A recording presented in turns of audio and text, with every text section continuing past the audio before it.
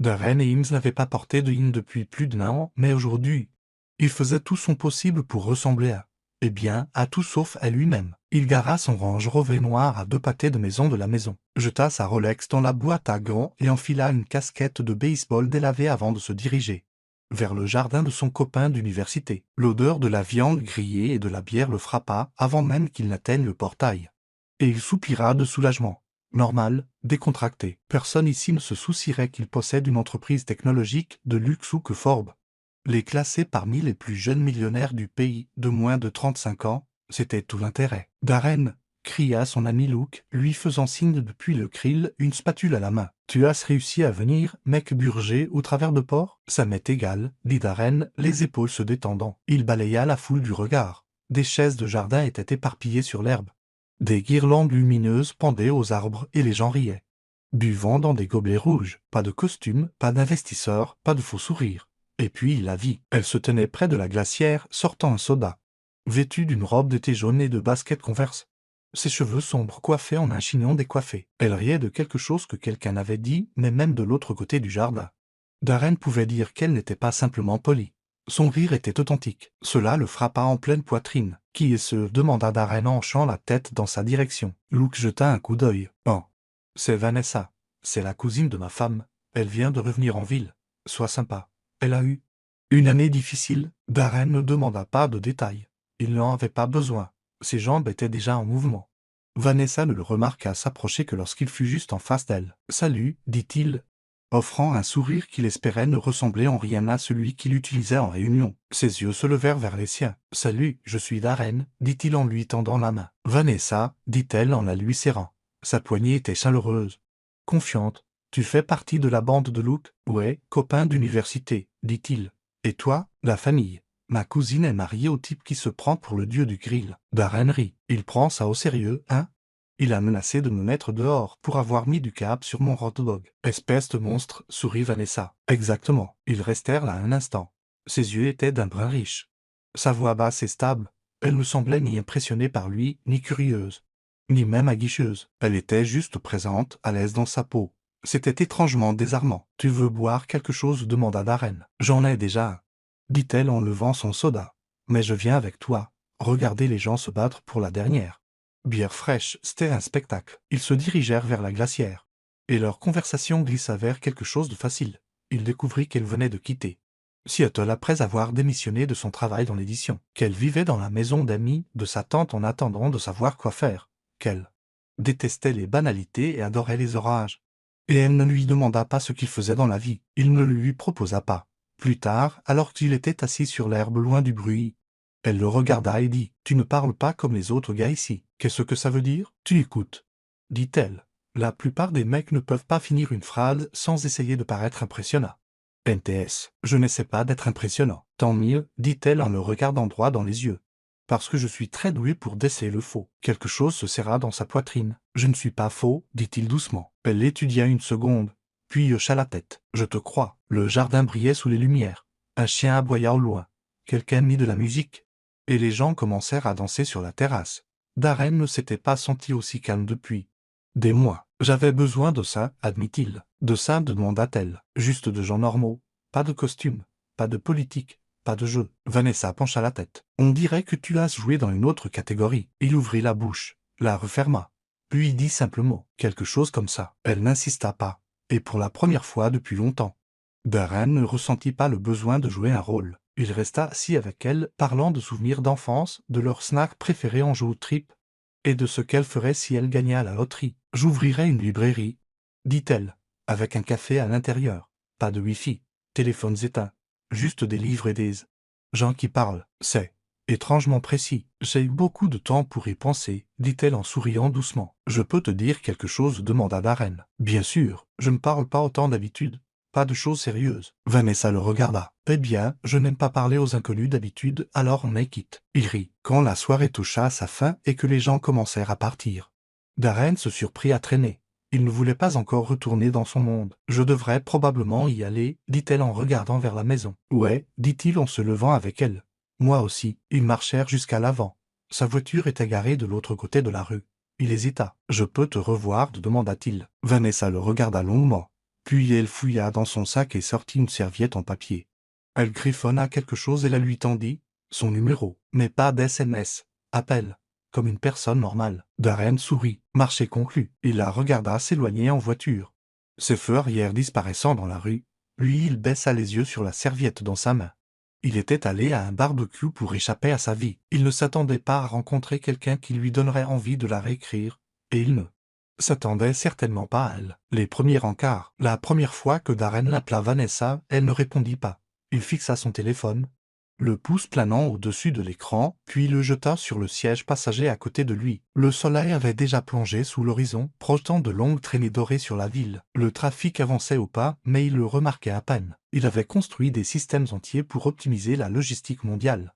Mais composer le numéro d'une femme le faisait douter de la réalité, à la troisième sonnerie. Son téléphone s'alluma. « Tu as vraiment appelé ?» dit Vanessa, sa voix calme et teintée d'amusement. « J'ai dit que je le ferais. Je pensais que tu étais du genre à oublier. C'est juste, dit-il, mais ce n'est pas mon cas. » Il l'entendit bouger, peut-être s'installer sur une chaise. « Alors, c'est quoi le plan ? Je pensais à un café. Pas de wifi, téléphones éteints.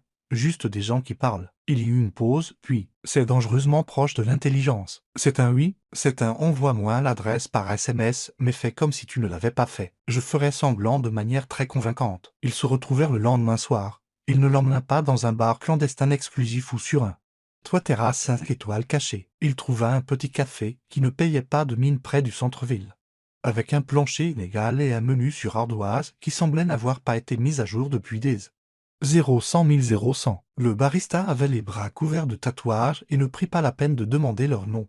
Vanessa était déjà assise près de la fenêtre quand il arriva. « Tu es en retard ?» dit-elle sans lever les yeux. « Je suis pile à l'heure. Les gens en retard disent toujours ça. Tu avais l'air de quelqu'un qui préfère arriver en avance. » Vanessa le regarda. « Donc tu es observateur. Seulement quand ça compte. » Elle ferma son livre et le glissa dans son sac. Cet endroit sent le pain gris et brûlé. « Parfait, n'est-ce pas ?» Elle ne répondit pas, mais les coins de sa bouche tressaillirent. Ils restèrent assis un moment, se dévoilant peu à peu. Darren parla de son enfance dans les de la ville, de comment sa mère dirigeait un petit cabinet comptable depuis leur maison de ville exiguë, et de comment il codait tard dans la nuit quand la ville dormait. Vanessa lui parla de son ancien appartement à Seattle où le plafond fuyait et les voisins se disputaient à travers les murs et de comment le silence était devenu son son préféré. « Ça te manque parfois ?» demanda-t-il. « Le bruit, parfois. Le chaos, pas du tout. Je vois ce que tu veux dire. J'en doute, dit-elle. Tu n'as pas l'air de quelqu'un qui a déjà dû partager une salle de bain avec 4 colocataire et un problème de raton laveur. Je n'ai pas dit que ça me manquait, dit-il, mais je comprends l'envie de tout recommencer. » Le regard de Vanessa s'attarda sur lui. « Tu caches quelque chose. Tout le monde cache quelque chose, mais toi, particulièrement. Il ne s'y a pas. Pourquoi penses-tu ça ? Parce que tu parles comme quelqu'un qui calcule toujours la version la plus sûre de la vérité. » Il se pencha en arrière. « Et ça te dérange ? » « Non, dit-elle. Ça m'intrigue. » Ils quittèrent le café quand les lampadaires s'allumèrent. Elle ne l'invita pas à la raccompagner. Et il ne le proposa pas. Il se tenait dehors, pris dans le silence entre les voitures qui passaient. « Je ne vais pas te demander ce que tu fais, » dit-elle. « Je ne te le dirai pas de toute façon. Tant mieux. Je préfère ça. Cette version de toi, qui qu'il soit. » Quand elle se tourna pour partir, Darren resta planté sur le trottoir. Longtemps après que le bruit de ses pas se soit estompé, il ne retourna pas à son penthouse 7. Nuit là. Au lieu de cela, il conduisit jusqu'à un belvédère tranquille surplombant la ville et s'assit, moteur éteint, regardant la ligne d'horizon scintiller comme de l'électricité statique. Le silence l'enveloppa et pour une fois, il le laissa faire. Il y avait quelque chose chez Vanessa qui le désarmait.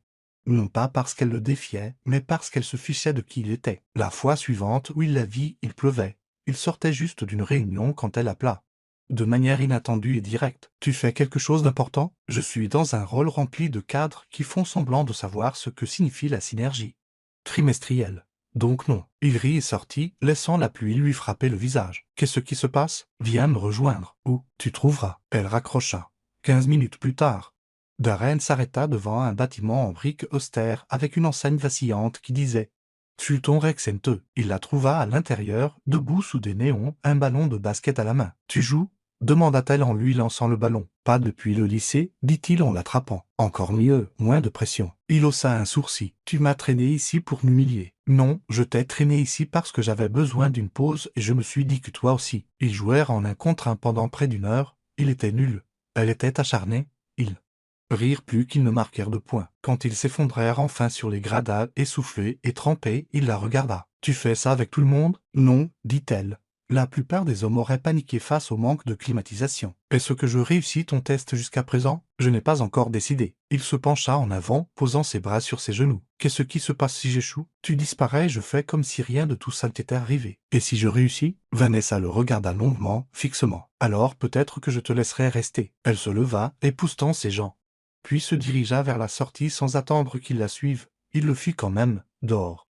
La pluie avait cessé, mais le ciel était encore lourd. Elle ne dit pas au revoir. Elle hocha simplement la tête et monta dans sa voiture. Darren resta seul, trempé jusqu'aux os. Souriant comme un homme qui venait de perdre toutes les parties, mais qui avait quand même gagné. Il ne savait pas ce que cela devenait. Mais il savait une chose. Il ne voulait pas disparaître. La promesse. Darren était assis dans une salle de conférence entourée de murs de verre. Mais tout ce qu'il entendait, c'était sa voix. Il n'était pas censé penser à Vanessa, pas pendant une réunion de présentation avec des investisseurs internationaux, pas pendant que son directeur financier exposait les rendements trimestriels avec des graphiques à barrer des tendances projetées. Mais son esprit dérivait sans cesse vers la façon dont elle avait levé les yeux au ciel quand il avait raté ce dernier lancer franc. Comment elle lui avait jeté une serviette comme s'il était un gamin en colonie de vacances. Pas un homme habitué à diriger des conseils d'administration. Il cligna des yeux alors que la pièce se calmait. « Monsieur Hill » demanda l'une des investisseuses, son accent net. « Avez-vous des dernières remarques avant que nous procédions ?» Darren se pencha en avant. « Allons de l'avant avec l'injection de capital. Mais suspendons l'expansion à Shenzhen. Je veux que la prochaine phase de développement soit construite ici, localement. » Il y eut un temps de silence. Son directeur financier avait l'air de quelqu'un à qui on venait de changer ses diapositives en pleine présentation. « Très bien, » dit l'investisseuse après une pause, « nous réviserons en conséquence. » Quand la réunion se termina, Darren sortit sans un mot de plus. Il n'attendit pas le flot habituel de questions. Il le vérifia. Pas son téléphone. Il descendit simplement au garage souterrain où son chauffeur lui ouvrit la portière de la voiture. Sans un regard. « Conduisez-moi dans le West Side, dit-il. La rue où elle habitait était bordée d'arbres étroits et de trottoirs inégaux. La maison de sa tante avait la peinture écaillée et un porche avec une balançoire qui grinçait au gré du vent. Il n'y était jamais allé auparavant. Pas officiellement, mais elle avait mentionné le quartier une fois et il s'en était souvenu. Elle était sur le porche quand il arriva. Un livre sur les genoux et une paire de lunettes de lecture perchées sur le nez. Elle leva les yeux.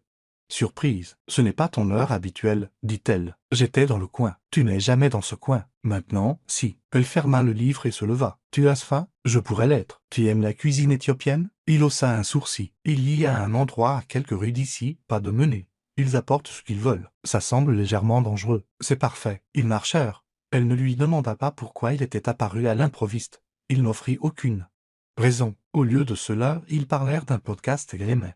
De comment elle avait accidentellement accepté d'aider sa tante à repeindre tout le salon pendant le week-end, et de comment elle s'était une fois perdue à Montréal et avait fini à un mariage où elle n'était pas invitée, au restaurant. Ils s'assirent sur des tabourets bas et partagèrent des plats avec leurs mains. La nourriture était épicée, inconnue et étrangement réconfortante. « Tu es silencieux ce soir, dit-elle en déchirant un morceau de pain plat. J'ai pris une décision aujourd'hui, dit-il. Importante? Grande. Elle attendit. J'ai modifié une partie importante du plan d'expansion de mon entreprise. Ça prendra plus de temps, coûtera plus cher et contrariera quelques personnes. Pourquoi? Parce que j'ai réalisé que je ne veux pas seulement grandir. Je veux construire quelque chose qui a du sens. Et je pense que j'avais oublié ça pendant un moment. » Vanessa s'essuya les doigts sur une serviette. C'est soit une crise de la quarantaine, soit une révélation. Je ne suis pas tout à fait sûr de laquelle. Ils quittèrent le restaurant au moment où les lampadaires s'allumèrent. L'air sentait la pluie. Mais le ciel tenait bon. « Viens, » dit-elle en lui tirant la manche. Il y a un magasin de disques au coin de la rue. Il ferme tard. À l'intérieur, ça sentait le vieux carton et la poussière. Du jazz s'échappait d'un haut-parleur cabossé derrière le comptoir. Elle déambulait dans les allées comme si elle savait exactement où elle allait. Il la suivit, observant sa façon de bouger. Comment ses doigts planaient sur les dosses des albums comme si elle lisait des histoires. Elle sortit un album délavé avec une pochette fissurée. « Celui-ci, dit-elle en le brandissant. Tu as déjà entendu parler d'eux? » Il secoua la tête. « Parfait, dit-elle. Alors il sera à toi. » Elle le tendit à l'homme au comptoir qui l'encaissa sans un mot. Darren chercha son portefeuille. Mais elle l'arrêta. « C'est moi qui offre, dit-elle. » Il la regarda. « Je n'ai pas l'habitude de ça. Tant mieux, peut-être que tu apprendras. » Ils retournèrent en silence. Quand ils atteignirent le porche, elle s'appuya contre la balustrade. « Tu n'es pas ce à quoi je m'attendais, dit-elle. Je ne suis pas sûre de l'être non plus. Tu es habitué à ce que les gens veuillent quelque chose de toi. Oui, moi non. Je sais. » Vanessa l'étudia longuement. « C'est probablement pour ça que tu continues à venir. » « Je continue à venir parce que je commence à tenir à toi. » Son expression ne changea pas, mais quelque chose en elle s'adoucit. « Je ne fais pas dans le superficiel, dit-elle finalement. Je ne veux pas de superficiel. J'ai déjà été échaudée. Je ne suis pas là pour te faire du mal. » Elle détourna le regard. « Tu dis ça comme si c'était une promesse. » Son aile. Elle ne répondit pas, s'avança simplement et prit l'album qu'il tenait à la main. « Mais ça en lieu sûr, dit-elle. Je le veux en retour si tu disparais. Je ne vais nulle part. » Elle hocha la tête. « On verra. » Il s'éloigna sans essayer de l'embrasser. Il y avait une gravité entre eux maintenant. Quelque chose de plus lourd que le charme ou la flirtation. Elle n'était pas juste une autre femme qui serait impressionnée par sa voiture ou ses références. Elle était quelqu'un qui le faisait se demander pourquoi il avait jamais laissé ces choses-là définir. De retour dans son penthouse, il posa le disque sur la table. Toujours enveloppé dans son papier brun. Il ne l'ouvrit pas. Pas encore. Demain. Il trouverait comment lui dire la vérité. La vérité. Vanessa ouvrit la porte, pieds nus, de la peinture dans les cheveux et un rouleau encore à la main. « Tu es en avance, dit-elle en s'écartant pour le laisser entrer. J'ai apporté des renforts, dit Darren, brandissant un sac en papier brun. Elle renifla. C'est du taille, 2 commandes de cagiver, un pas de sioux et quelque chose que je n'arrivais pas à prononcer. Elle posa le rouleau sur une bâche et le regarda. C'est excessif. De rien. Il la suivit dans le couloir. Passant devant un mur à moitié fini et une pile de toiles de protection. Le salon sentait la peinture fraîche et la citronnelle. Sa tante n'était pas là et le silence semblait presque intime. « Je retire tout ce que j'ai dit sur le fait que tu es inutile avec un pinceau, » ajouta-t-il. Examinant les lignes nettes le long des moulures. « Tu doutais de moi. Tu as douté de moi la dernière fois. » Elle lui tendit une serviette. « Tu peux me rembourser en finissant la dernière couche. » Il posa la nourriture sur une table d'appoint et lui prit le rouleau. Elle le regarda travailler depuis le canapé, les jambes repliées sous elle.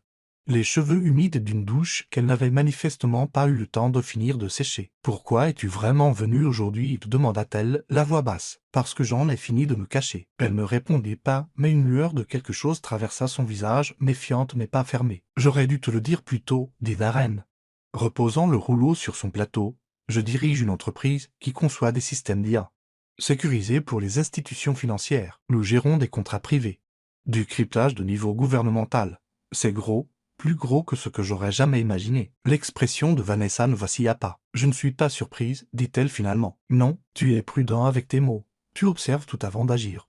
Ça ne vient pas en se la coulant douce. Je ne savais pas comment te le dire sans gâcher ça. Tu penses que je me soucie de ton argent? Non, dit-il. C'est pour ça que ça me faisait peur. » Elle se leva alors, se dirigea vers la fenêtre, les bras croisés. « Je suis sortie avec des hommes ambitieux, dit-elle.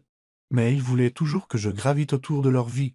Toi non. Tu m'as laissé garder les pieds sur terre. » Il s'approcha. « Parce que je ne voulais pas que tu disparaisses. » Elle se retourna. « Alors pourquoi me le dire maintenant? Parce que je veux plus que des fragments de toi, et tu mérites plus que des fragments de moi. » Vanessa ne parla pas pendant un long moment, puis elle se dirigea vers la table d'appoint. Ouvrit le sac et lui tendit un récipient. « Je ne vais pas m'effondrer pour une confession, dit-elle. Je ne t'en voudrais pas si tu le faisais. J'ai eu de pires surprises. » Darren prit la nourriture, s'assit à côté d'elle. Et ils mangèrent en silence pendant quelques minutes. La pièce semblait plus chaude qu'auparavant. « Tu sais ce qui est drôle ?» dit-elle finalement. « Je pensais avoir besoin de quelqu'un qui pourrait tout réparer. Payer les factures, résoudre les problèmes, rendre la vie propre. Et maintenant, je veux quelqu'un qui ne panique pas quand c'est le désordre. » Il prit sa main. « Je ne panique pas. » Elle entrelaça ses doigts dans les siens. « On verra. Plus tard cette semaine-là. » Il lui demanda de le retrouver sur le toit d'un immeuble où elle n'était jamais allée. Quand elle arriva, elle trouva des guirlandes de lumière blanche douce.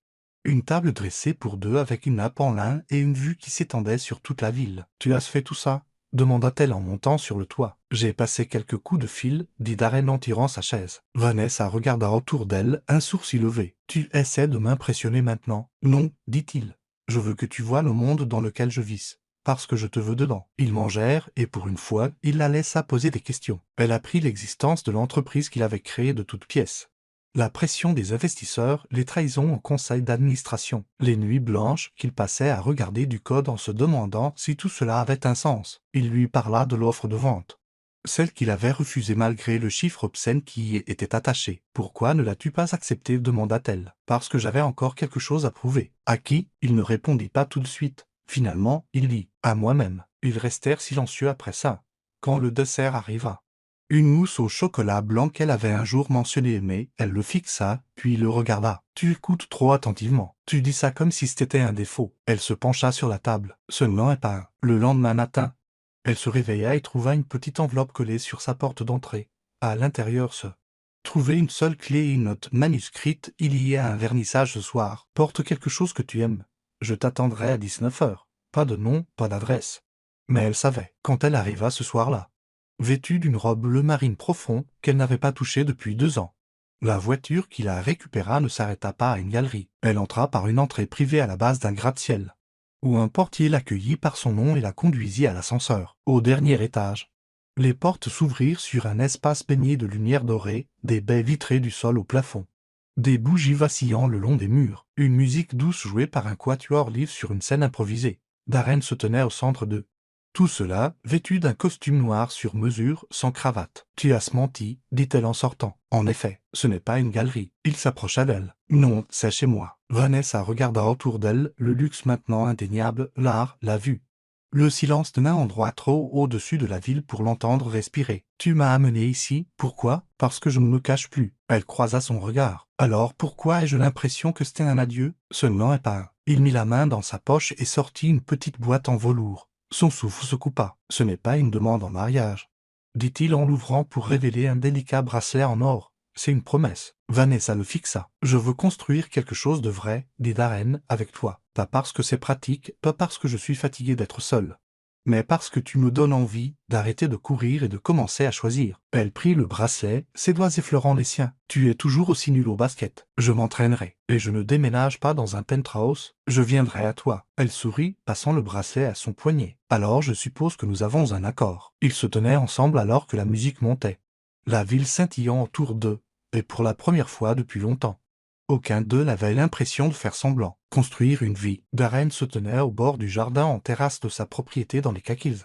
entouré de pins imposants et du doux murmure du vent dans les arbres. Il regardait Vanessa, accroupie à côté d'un parterre de fleurs surélevées, les mains profondément dans la terre, plantant quelque chose avec des mouvements doux et précis. Elle rayonnait dans la lumière de fin d'après-midi, les manches retroussées, une trace de terre sur la joue. « Je ne pense pas que ce soit comme ça qu'on fait, » dit-il en s'avançant sur le chemin de pierre derrière elle. « Si, c'est comme ça, » répondit-elle sans lever les yeux. « Tu es juste habitué aux choses qui arrivent préassemblées. » Il s'accroupit à côté d'elle. « Ce n'est pas juste. J'ai construit un empire à partir de rien. » Elle le regarda. « Et pourtant, tu ne sais toujours pas faire la différence entre le basilic et la menthe. »« Je n'ai jamais prétendu être parfait. » Elle lui tendit une petite pousse verte. « Réessaie, doucement. » Il la planta dans le sol, imitant sa technique. « Comment je m'en sors ?» Elle s'essuya les mains sur son nine. « Mieux. Tu ne l'as pas écrasé cette fois. » Ils s'assirent tous les deux, les mains sales, les genoux se touchant. Le silence qui les entourait n'était pas de ceux qu'il fallait combler. Il pulsait de quelque chose de plus profond, un confort qui s'était tissé lentement,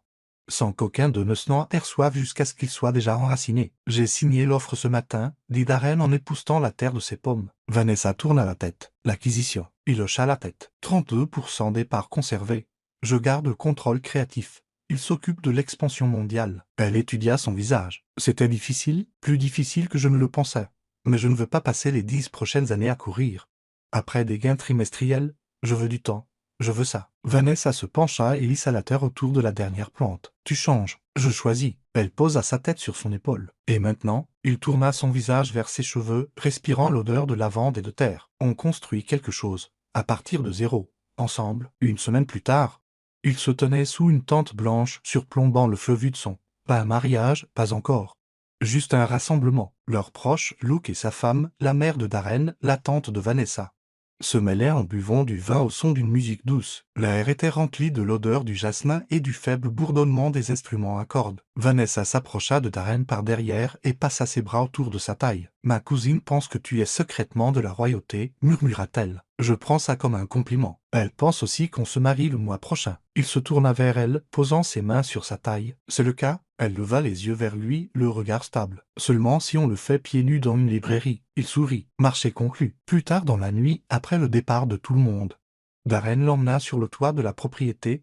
Le ciel était clair, les étoiles éparpillées comme du sucre renversé sur le velours sombre. Un télescope se tenait à côté d'une paire de chaises longues, et un plateau d'argent contenait 2 verres de vin et une pile de vieux livres de poésie. « J'ai trouvé celui-ci dans une boutique d'occasion en ville. dit-il en lui tendant un exemplaire usé de Neruda. Elle feuilleta les pages jusqu'à ce qu'elle en trouve une cornée. Tu l'as lu, plus que je ne l'aurais cru. Elle s'enfonça dans la chaise longue à côté de lui. Avant, je pensais que l'amour était quelque chose qui te brisait ou te sauvait. Et maintenant, elle le regarda. Maintenant, je pense que c'est quelque chose que l'on construit. Tranquillement. Sans même s'en rendre compte. Il tendit la main et entrelaça leurs doigts. Alors, continuons à construire. Quelques mois plus tard, ils emménagèrent dans un Johnstone rénové à Brooklyn. Vanessa ouvrit sa librairie au premier étage, mur de briques, fenêtres cintrées, étagères jusqu'au plafond. Pas de Wi-Fi. Comme elle en avait rêvé, une cloche au-dessus de la porte sonnait à l'arrivée des habitués. Darren installa un comptoir à café à l'arrière, malgré ses protestations. « Tu essaies de transformer ça en café », l'accusa-t-elle un matin, en regardant la machine à expresso. « J'essaie de t'empêcher de sauter le déjeuner. » Elle plissa les yeux. « Tu as soudoyé mes fournisseurs, n'est-ce pas ? Peut-être. Tu es impossible. Mais tu m'aimes. » Elle l'embrassa par-dessus le comptoir. Malheureusement, le soir, ils s'asseyaient sur le toit de leur Johnstone, les jambes emmêlées, lisant à voix haute n'importe quel livre qu'elle avait ramené à la maison. Ils travaillaient moins, voyageait rarement, et quand il le faisait, elle l'accompagnait souvent, se blottissant à côté de lui dans des vols privés, corrigeant des manuscrits ou esquissant des idées pour des clubs de lecture. Une nuit, sous un ciel chargé de la chaleur de l'été et de lucioles, Darren se tenait dans le jardin avec une petite boîte en velours à la main. Pas de foule, pas de caméra, juste elle, pieds nus, riant de quelque chose que sa tante avait dit plus tôt dans la journée. Il posa un genou à terre. Le souffle de Vanessa se coupa. Cette fois, c'est une demande en mariage. Elle le fixa, la bouche entr'ouverte. Je veux la librairie, le jardin. Les disputes tardives sur la ponctuation. Je veux une vie qui sent les vieux livres et le basilic. Frein, avec toi. Elle tomba à genoux et l'embrassa avant qu'il ne puisse ouvrir la boîte. J'attendais que tu dises ça, murmura-t-elle. Leur mariage eut lieu dans la librairie, les allées dégagées. Les chaises nichées entre les étagères de poésie. Ils lurent leurs vœux devant un vitrail qui captait juste ce qu'il fallait de soleil matinal.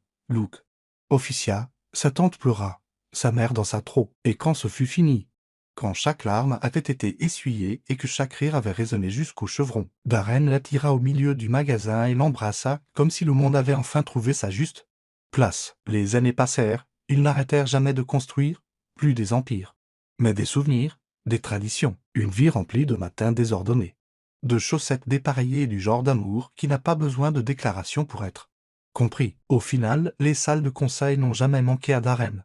Pas une seule fois, parce que chaque fois qu'il franchissait la porte de leur Johnstone et entendait le faible bourdonnement du jazz provenant du vieux tourne-disque, chaque fois qu'il la voyait blottie dans un fauteuil avec un livre sur les genoux et une tasse de thé à la main, il savait qu'il avait tout ce qu'il avait toujours poursuivi, et cette fois, il n'allait pas le laisser filer.